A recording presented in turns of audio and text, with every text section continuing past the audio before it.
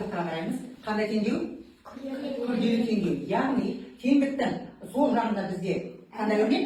Әріпті өрнек, оң жағында санды өрнек. Онда мен мына күрделі теңдеуді қарапайым теңдеуге айналдырып аламын. Мендегі сол жақтағы әріпті өрнек өзі жазылады да, ал оң жақтағы санды өрнектің мәнін таба аламыз. Қанша болады мәні?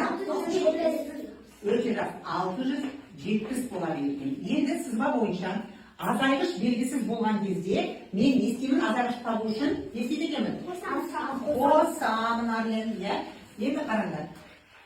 Белгісіз, яғни 670-ке қосамын 80-ді. Енді атмен қанша болады?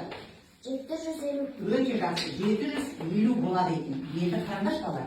Осы жерде мұқият боламыз. Мына 750 бізде азайғыштың орнына жазылады.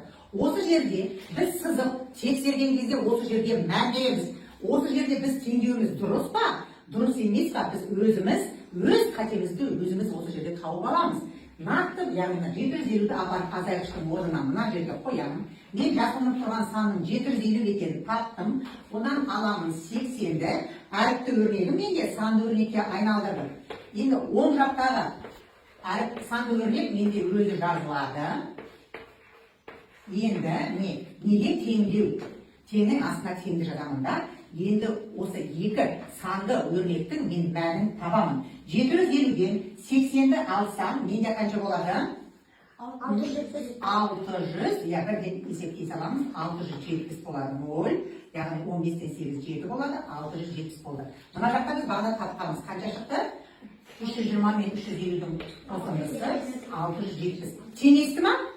Тең болды. Онда менің мына шыққан теңдеуім, жасырынып тұрған санды тапқаным дұрыс болды.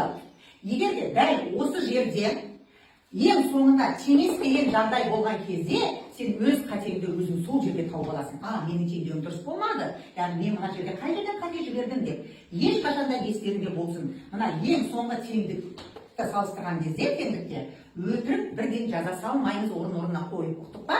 Есептеп барып, екі жағын теңестіреміз. Түсінікті ма? Иә. Жақсы, жарайсыңдар.